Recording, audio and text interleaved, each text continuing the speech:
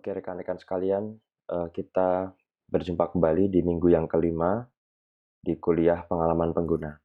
Nah, rekan-rekan sekalian, di minggu yang kelima ini saya akan menjelaskan tentang design sprint methods atau metode design sprint yang mana metode ini saya ambil dari Google Design Sprint. Design sprint adalah sebuah metode untuk merancang sebuah prototype dengan langkah yang cepat, yang mana kemudian Anda bisa melakukan penggalian ide sampai dengan nanti memilih low fidelity wireframe yang paling pas untuk ide tersebut. Ini juga salah satu metode user-centered design selain 5 elements of user experience. Nah, rekan-rekan sekalian, di dalam desain sprint ini sebenarnya rekan-rekan bisa melakukan dari mulai menemukan ide sampai kemudian nanti membuat low fidelity wireframe itu bisa dilakukan antara 2 sampai 5 hari. Nah, sebenarnya desain sprint ini muncul atau asalnya itu dari design thinking, ya. Jadi design thinking dikembangkan oleh IDEO, yang mana kemudian metode design thinking ini dimodifikasi sedemikian rupa oleh staff dari Google dan akhirnya dipopulerkan dengan istilah design sprint. Nah, desain sprint ini nantinya akan dipimpin oleh sprint master. Sprint master adalah leader atau pemimpin dari tim dari orang-orang yang akan melakukan sprint tersebut. Nah, sprint master ini biasanya akan mengidentifikasi hal-hal yang diperlukan selama nantinya melakukan desain sprint. Kemudian dia akan membagi tugas begitu ya, dan dia adalah orang yang memiliki pemahaman yang dalam terkait dengan metode user experience.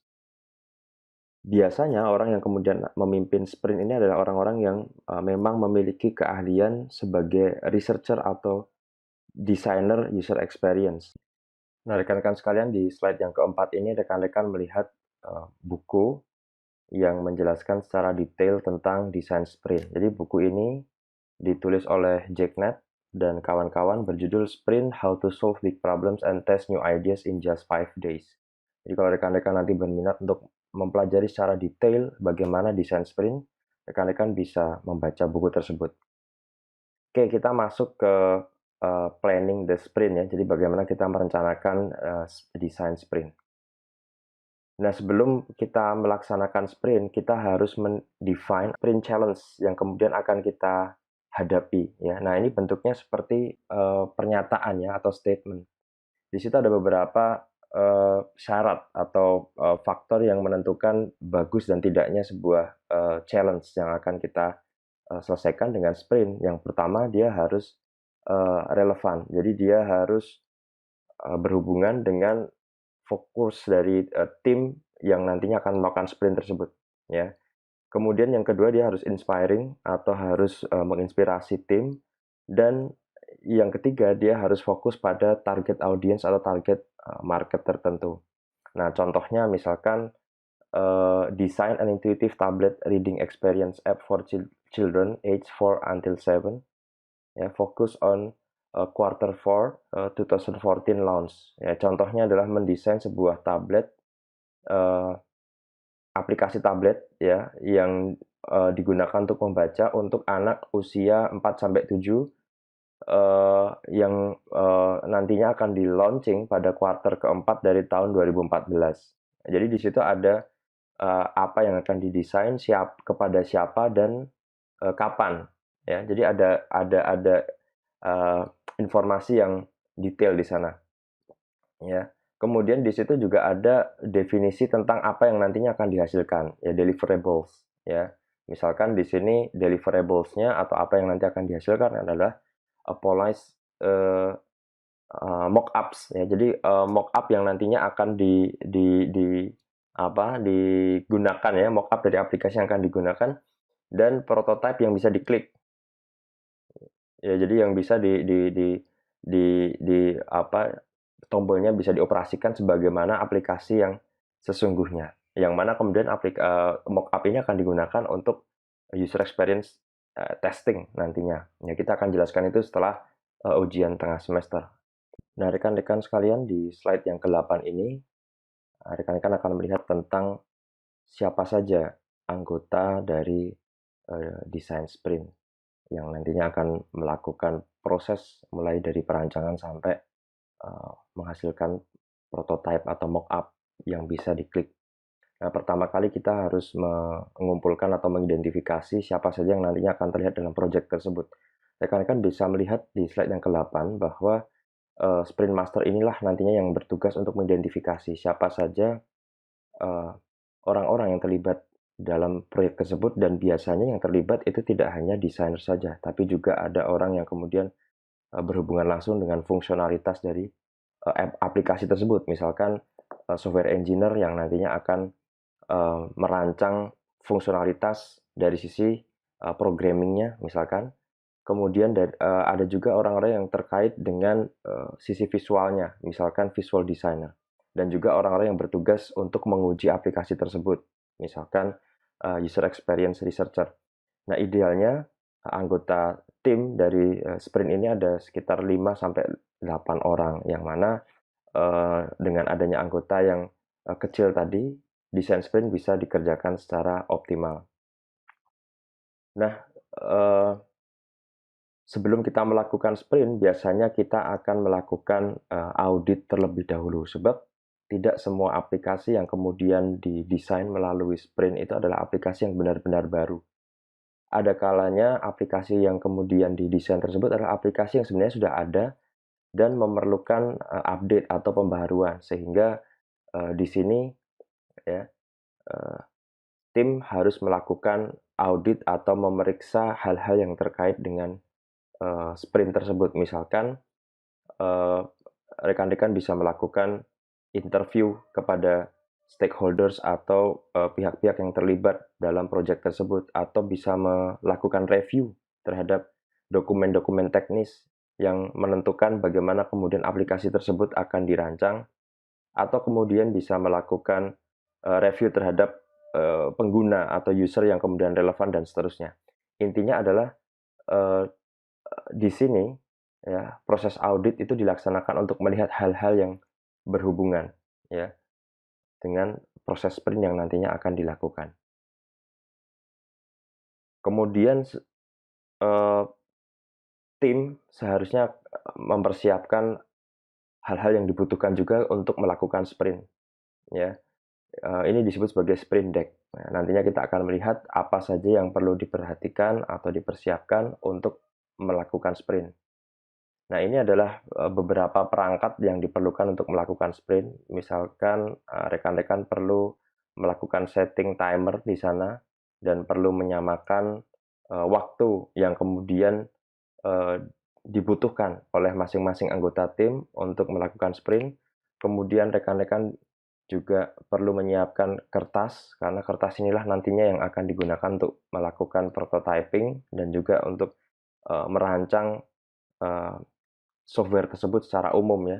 Kemudian biasanya rekan-rekan membutuhkan post-it ya, post-it atau kertas warna-warni yang kemudian ditempel di tembok atau di papan whiteboard ya, sticky notes seperti itu. Kemudian rekan-rekan perlu menyediakan voting dots. Voting dots ini nantinya digunakan untuk memilih secara silent ya, secara diam ya, tidak dengan berkomentar, prototipe yang nantinya akan dikerjakan oleh tim ya. Nah, hal-hal seperti ini yang sifatnya mandatori ya atau wajib, ini perlu dipersiapkan jauh-jauh hari sebelum proses sprint itu dilaksanakan, sehingga ketika nanti proses sprint tersebut dilaksanakan ya, anggota tim bisa dengan mudah ya memanfaatkan alat tulis yang dibutuhkan untuk mendukung proses tersebut. Nah, rekan-rekan sekalian, di slide yang ke-13 ini rekan-rekan melihat 6 tahapan dari desain sprint, yang mana kemudian tahapan ini terdiri dari understand, define, diverge, decide, prototype, dan validate. Ya, jadi ada understand, define, diverge, decide, prototype, dan validate. 6 tahap ini nantinya akan kita lakukan secara berurutan, dan kalau rekan-rekan melihat di slide yang ke-13 ini, rekan-rekan akan melihat lingkaran-lingkaran dengan ukuran yang berbeda kan. Nah, di sini ukuran lingkaran itu sebenarnya menunjukkan bahwa masing-masing tahap itu memiliki cakupan topik atau cakupan pembahasan yang berbeda. Jadi lingkaran yang lebih besar itu menunjukkan bahwa cakupan pembahasan atau hal-hal yang kemudian dibahas dalam tahapan tadi adalah hal-hal yang sifatnya bermacam-macam, bervariasi, dan jumlahnya banyak, begitu. Sementara kemudian lingkaran dengan ukuran kecil itu menunjukkan fokus atau penentuan. Jadi dari topik yang dibahas sebelumnya, ya kita diminta untuk fokus memilih atau mempersempit cakupan topik tersebut. Ya, kita akan mengeksplorasi satu persatu langkah dari sprint. Nah, yang pertama adalah understand, ya.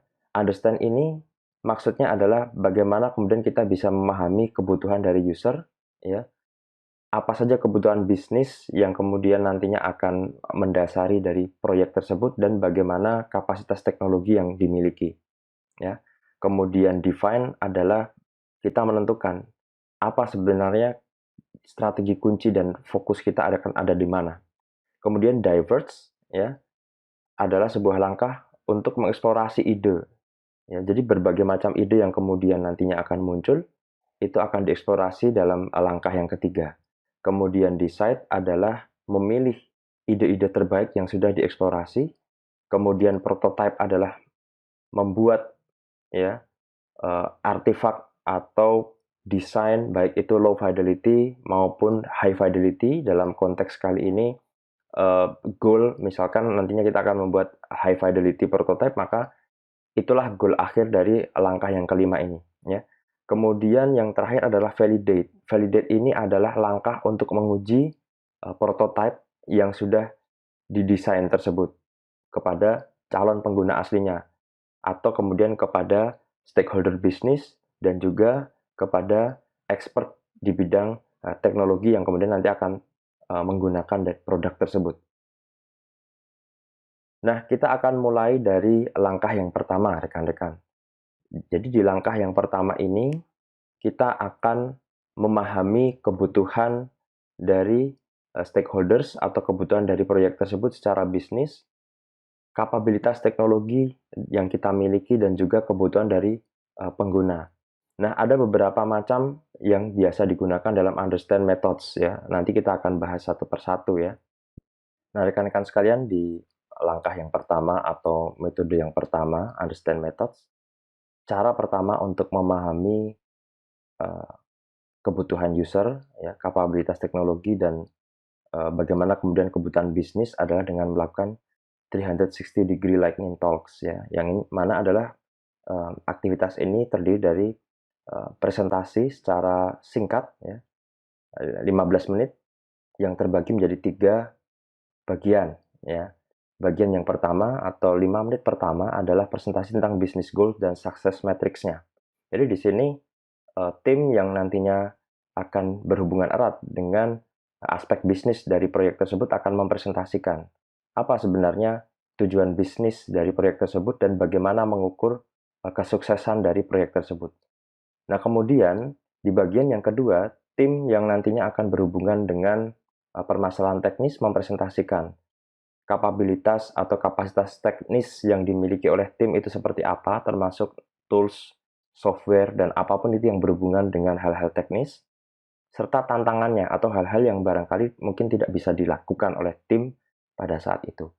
Nah, kemudian pada bagian yang ketiga atau 5 menit yang terakhir, tim yang berhubungan dengan user experience research akan mempresentasikan apa saja kemudian yang dibutuhkan untuk melakukan user research dan bagaimana nantinya profil user itu akan berpengaruh terhadap project yang kemudian akan dilakukan. Nah, kemudian di langkah selanjutnya, kita bisa juga melakukan competitive overview. Ya, jadi dalam proses understand ini kita bisa melakukan banyak hal. Yang kedua adalah dengan melakukan analisis kompetitif, sebagaimana yang kita jelaskan di pelajaran yang sebelumnya. Analisis kompetitif ini bisa kita lakukan untuk melihat apa saja sebenarnya yang sudah tersedia di pasar atau yang sudah tersedia di App Store atau Google Play Store, yang mana kemudian aplikasi tersebut memiliki fungsionalitas yang sama, ya. Nah, di sini kita perlu mereview atau melihat 3 sampai 10 ya project-project yang memiliki fungsionalitas atau feature yang sama, seperti itu. Kemudian metode ketiga yang bisa digunakan untuk memahami secara utuh bagaimana kebutuhan user adalah dengan melakukan user interview. Ya, dengan melakukan wawancara secara mendalam, kita bisa mengetahui mengapa seorang pengguna membutuhkan fitur tertentu misalkan, atau mengapa seorang pengguna justru tidak memerlukan fitur tertentu, ya sebaliknya. Kenapa? Karena biasanya desainer memiliki asumsi-asumsi khusus sebelum menanyakan hal tersebut kepada user secara langsung. Nah, ketika kemudian kita menggali secara dalam apa yang kemudian dipikirkan oleh user terkait dengan fitur yang ia butuhkan, maka kita akan mengetahui fitur mana saja yang kemudian menjadi fitur yang paling penting dari semua user yang kemudian kita wawancara. Nah, hal yang perlu kemudian kita pertimbangkan di sini adalah segmen user yang kemudian nantinya akan menggunakan harus terrepresentasikan dalam proses wawancara tadi, begitu. Sehingga harapannya ya proyek yang kemudian kita kerjakan dan mock up atau kemudian antar muka yang kemudian dihasilkan itu bisa sesuai dengan target user yang sesungguhnya, seperti itu. Nah, selain wawancara dalam understand methods ini, kita juga bisa melakukan field visit ya atau kunjungan langsung kepada user yang mana kemudian dari sana kita bisa melihat bagaimana kemudian user itu menggunakan eee, melakukan tugasnya misalkan begitu, ya. Kadang-kadang tidak semua hal itu bisa diungkap atau bisa didapatkan dari interview, ya. Kadang-kadang kita justru bisa melihat secara langsung apa yang kemudian dibutuhkan oleh user itu dengan melakukan observasi atau melihat hal-hal yang kemudian dilakukan user dalam melaksanakan tugas-tugasnya. Nah, dengan melakukan field visit seperti itu, ya, kita bisa mengkombinasikannya juga dengan interview, kita akan mendapatkan gambaran secara utuh. Seperti apa sebenarnya kebutuhan dari user, seperti itu. Nah, rekan-rekan sekalian, ada kalanya dalam sebuah project yang nantinya akan kita kerjakan, kita memiliki banyak stakeholders yang nantinya akan menggunakan aplikasi tersebut. Misalkan ketika kita mengerjakan sebuah proyek besar yang terkait dengan layanan di rumah sakit ya, aplikasi khusus yang kemudian akan digunakan di rumah sakit. Maka kita perlu memetakan terlebih dahulu siapa sebenarnya pengguna-pengguna tersebut dan bagaimana perannya. Nah, di sini kita perlu membuat yang kita sebut sebagai stakeholder maps ya. Misalkan kita sudah mengidentifikasi siapa yang nanti akan menggunakan aplikasi tersebut, ada dokter, ada perawat, ya, ada mereka yang kemudian standby di ER emergency room, ada support ya, technical support, ada online, in person. Kemudian ada juga pasien yang nantinya akan menggunakan aplikasi tersebut. Misalkan ada ya keluarga dan teman, ada anak-anak, orang tua dan seterusnya. Nah, kita perlu memetakan siapa saja nanti penggunanya dan di dalam kelompok yang mana, ya. Nah, di sini kita bisa melakukannya secara cepat ya dengan 30 minutes how to ya. Jadi kita membagi langkah-langkah untuk memetakan siapa yang nanti akan menggunakan aplikasi tersebut. Misalkan yang pertama kita list ya atau membuat daftar siapa saja yang akan terlibat dalam penggunaan aplikasi tersebut ya, atau terlibat dalam proyek tersebut misalkan. Kemudian kita mengelompokkan ya, eee, yang terlibat tadi dalam grup-grup tertentu ya, kemudian kita menentukan ya, stakeholder yang mana yang nantinya akan kita perhatikan pada saat kita melakukan desain sprint ya, dan urutannya seperti apa. Mungkin kita tidak akan melakukan desain sprint untuk seluruh stakeholders misalkan, karena aplikasi tersebut digunakan oleh stakeholders tertentu, itu bisa saja. Tapi kita perlu menentukan, ya, siapa saja yang kemudian akan terlibat dan siapa saja yang nanti akan menjadi fokus dari sprint tersebut dan bagaimana urutannya. Ya, jadi mulai dari siapa dulu, seperti itu. Nah, kemudian, di akhir kita harus men-summarize ya, hal-hal yang kemudian kita dapatkan ya dari eksplorasi ya, understand methods tadi.